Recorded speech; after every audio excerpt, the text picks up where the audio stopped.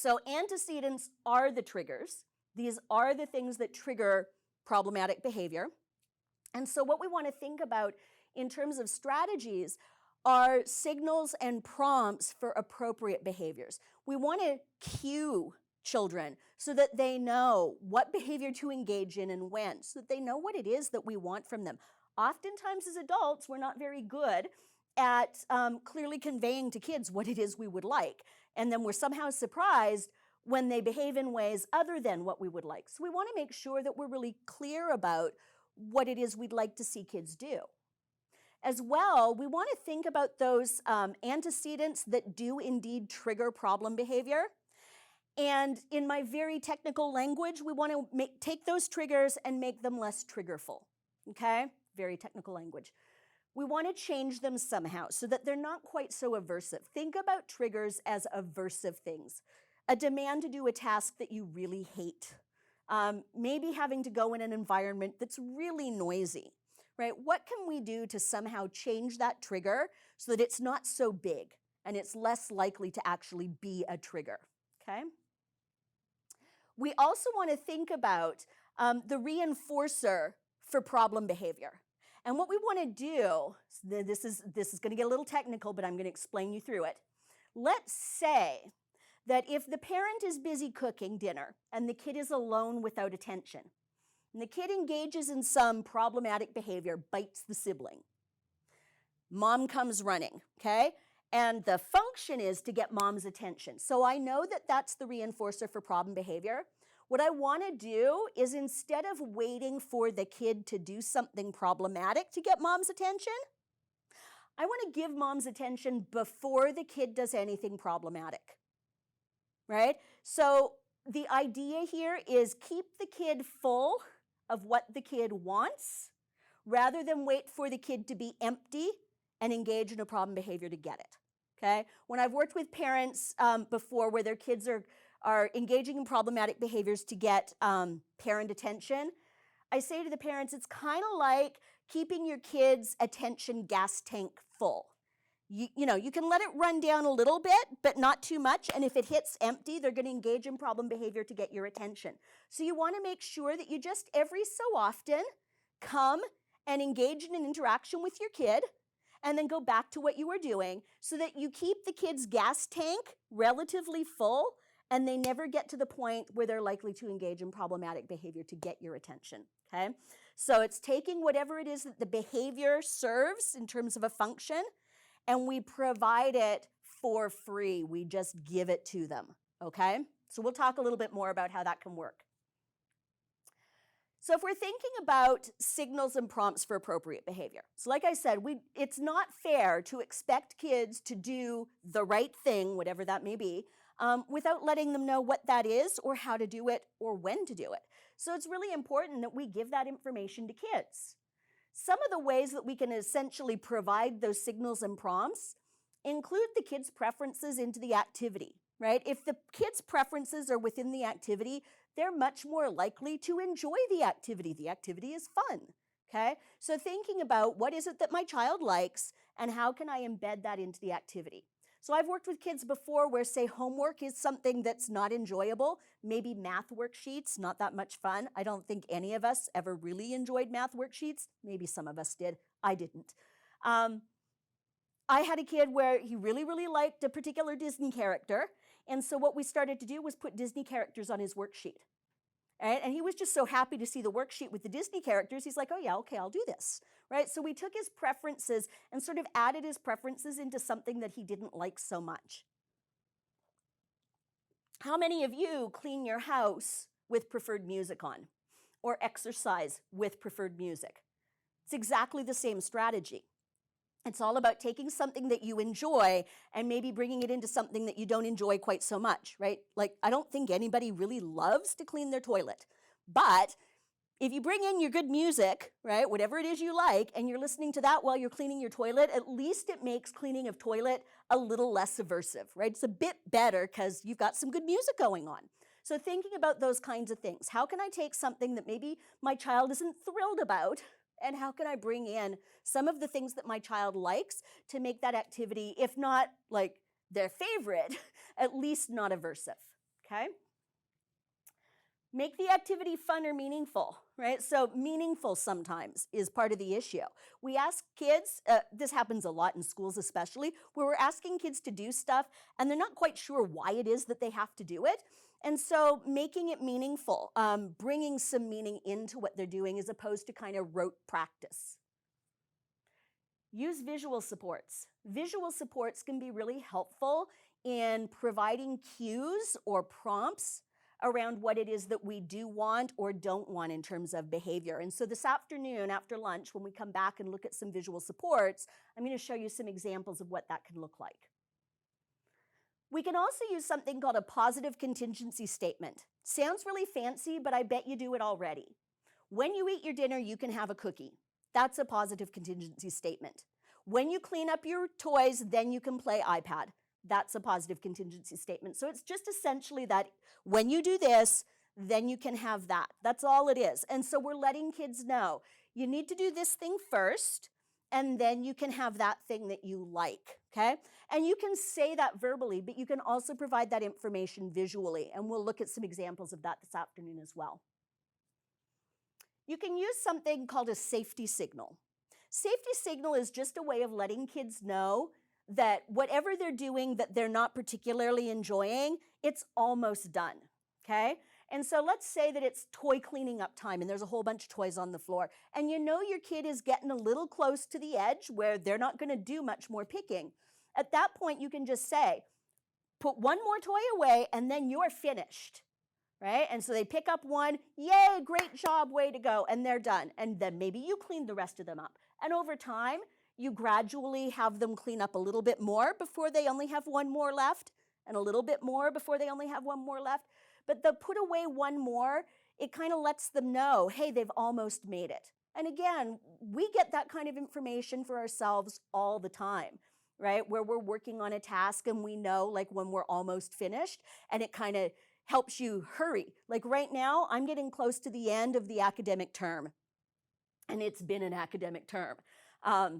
It's been very busy, and I'm looking forward to it not being the academic term. And I've noticed in the past week that my productivity has kind of gone on this upswing because I can see that my task list, which was this, is now about this, and it's making me very excited. And so I'm working faster, right? It's kind of like, you know, the horse heading back to the barn after the day because they know that that's where the food is going to be, and you start moving a bit faster. That's kind of what a safety signal is like. It's letting a kid know, hey, you're almost there, and then they finish that one little bit up, and then they're done, okay? Pre-correction.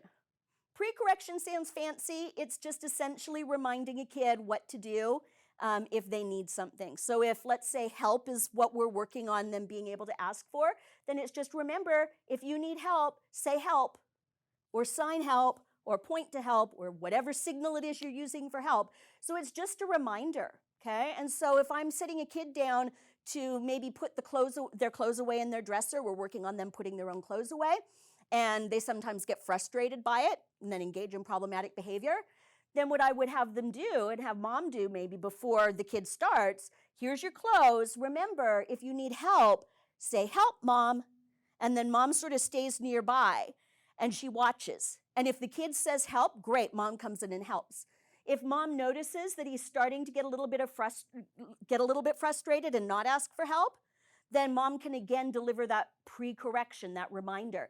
If you need help, say help. Kid says help. Of course I'll help you here. And then she comes over. So that the kid now learns, if I need help, I say help. I don't throw my clothes across the room, right? And so this is a better way of getting help.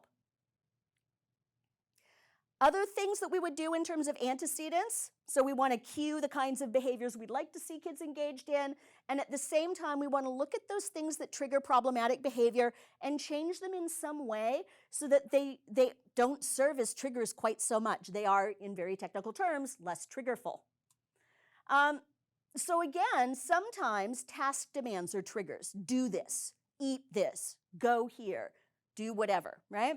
And so instead of just delivering things as straight demands, deliver things as choices, right? So instead of saying get dressed, I can say, what color shirt do you want to wear today? Instead of saying put on your pants, which pants do you want today? right? I worked with a kid around his morning routine, and every single task demand was a problem. And so what we did for things like toothbrushing, because brush your teeth was a demand and we wanted to embed choices for him, we had 3 different kinds of toothbrushes. Some were manuals, one was electric, and we had 3 different flavors of toothpaste. And so he could choose between all of these things. So when we said, you know, it's time to brush your teeth, which toothbrush do you want to use? He'd be like, well, this one. And which flavor would you like? Well, that one. And the next thing you know, he's brushing his teeth, right? Because instead of just presenting straight up demands, we were offering choices that were related to the demands, but he was making decisions. Okay? So the other thing you can do is order, right? So instead of just saying first brush your teeth, then brush your hair, it really doesn't matter which happens first, right? It really doesn't. So say to the kid, which do you want to brush first, teeth or hair? They choose and then carry on. For a lot of the kids that I work with, and I suspect a lot of the children that either you're raising or that you work with, hard tasks are a problem. And none of us like to do difficult task after difficult task after difficult task. And as adults, we tend to arrange our adult lives so that we're doing tasks we're comfortable with most of the time. We don't often do things that are really, really, really, really hard, right? We do things we're comfortable with. But for lots of kids that we're working with, lots of kids that you're raising, most of the tasks that they have to do day to day are hard tasks. We're asking them to do things that are hard for them. They're trying to learn new things.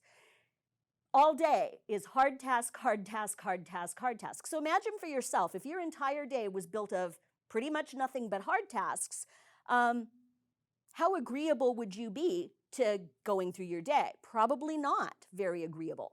And so rather than hard task, hard task, hard task, hard task, we can alternate, right? So we can do easy, easy, and then a little hard, and easy, easy, and a little hard. We can make some of those hard tasks, if there aren't enough easy tasks, provide more help for some of the hard tasks. So it's not all of your hard tasks, all of them by yourself. I'm going to help you with some, and then you'll do one on your own, and then I'll help you with some, and then you'll do one on your own. So that kids aren't just constantly struggling and encountering really challenging things all day long, right? Because nobody wants to spend their day doing that. We can also look at preferred versus non-preferred tasks, okay? Now, we would all love to do nothing but preferred tasks all day, right? As adults, we would love to do nothing but preferred tasks, but we have to make dinner, we have to do our laundry, we have to clean our house eventually, right? There are things we have to do, and they're non-preferred tasks. But we often sort of sandwich those non-preferred tasks with more preferred tasks, right? Or at the very least, have a preferred task waiting.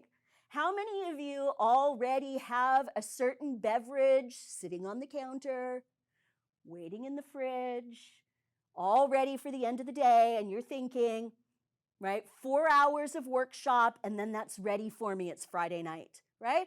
You probably have something set up that at the end of this, when we're done for today, you're going to access something that's enjoyable. I mean, I hope that this isn't a hugely non-preferred task, but I know it's not the most fun thing in the whole world to sit and watch a screen for a whole day, right? It's not the most fun thing, although you're probably in your pajamas, so that helps, right?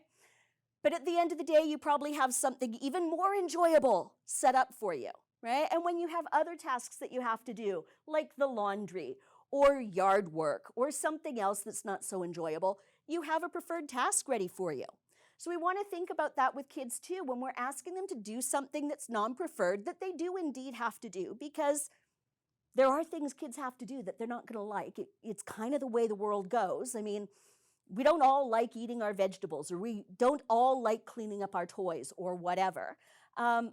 But we could have something more preferred waiting. So think about that as well. How can we alternate preferred and non-preferred tasks as a way to help motivate kids to get to the preferred stuff by completing the less preferred stuff? And then we can certainly just make tasks easier. Sometimes what we're asking kids to do, it's too hard. Okay, we're taking a big difficult task and asking them to do the whole thing all at once, and maybe we're asking them to do many difficult things across the day. So rather than that, let's make it a bit easier and perhaps be a bit more gradual in terms of dialing up the level of difficulty. This makes things less aversive. Ideally, what we want, we don't want kids to live in an aversive world. We want them to live in a fairly enjoyable world with, okay, sometimes aversive things happen. It happens for all of us. But we don't want their whole life to be nothing but one big aversive mess, right? So thinking about making tasks a bit easier and then gradually making things harder over time, but not making them go through a whole day where everything that they encounter is just really, really tough. And then finally, we come to this thing where I was talking about the gas tank earlier. The idea of making that reinforcer for problem behavior, in technical terms, what we would call less potent. Essentially, you kind of take the air out of that reinforcer. So the way this works, right, it makes a lot of sense when you start thinking about the practicalities.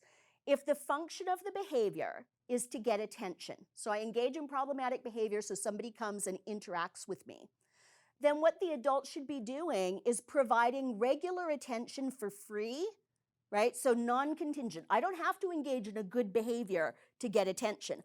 I just get attention. And I get attention on a fairly regular schedule before I engage in problematic behavior, so that I am never needy for attention, right? I never get to that point where I'm sort of jonesing for attention. I'm always kind of like on an even keel in terms of my gas tank of attention, okay? If we're thinking about the function of behavior being to gain a tangible item, preferred items, or preferred activities, we want to make sure then that we're providing access to those things up front for free. You don't have to work for them. You don't have to do anything special to get them. You just get them, and you get them on a fairly regular schedule before you engage in problem behavior to get them, okay? And then if the function for behavior is to escape a task, then rather than give the kids something, what we're going to provide regular access to are breaks. So rather than waiting for the kid to engage in problematic behavior and then saying, okay, go take a break, that would be the wrong message to teach, right? We don't want to teach kids that you get breaks by ripping your paper and throwing it across the room. Instead, let's just give kids regular breaks before they get to the breaking point where, they're ripping their papers, okay? So think about those kinds of things. Can we give them what they want before they engage in problem behavior to get it, right? Give them what they want. It's not a bad thing, okay? The logic with all of this is that if a child already has what they want, because we're giving it to them fairly regularly on a regular schedule, they don't need to engage in problematic behavior to get it. No problematic behavior, okay? Now, over time, are they going to need to learn to cope with perhaps longer periods of time while mom and dad are busy? Absolutely, right? So I am not suggesting that forevermore this person gets attention every 5 minutes for the rest of their lives, because that's not going to be doable, right? But that might be where we start. And then we start working on increasing the time that that kid is able to cope without parent attention. And we think about, well, what else is going on when the kid is left alone? Do they not have a lot of things that they know how to do by themselves, right? I work with lots of kids where their repertoire of sort of independent activities is quite small. They don't have things that they know how to play with. They don't have sort of hobbies or activities to do. And so then we start exposing them to lots of different things to see what they like to do. And then we teach them to do those things, right? But ideally, what you're thinking about here, though, is simply like, let's not wait until the kid has to behave badly to get what they want. Let's kind of keep their gas tank at a relatively full level so that they never get to the empty stage where they're doing things that we don't want them doing, okay? So here's an example of this, right?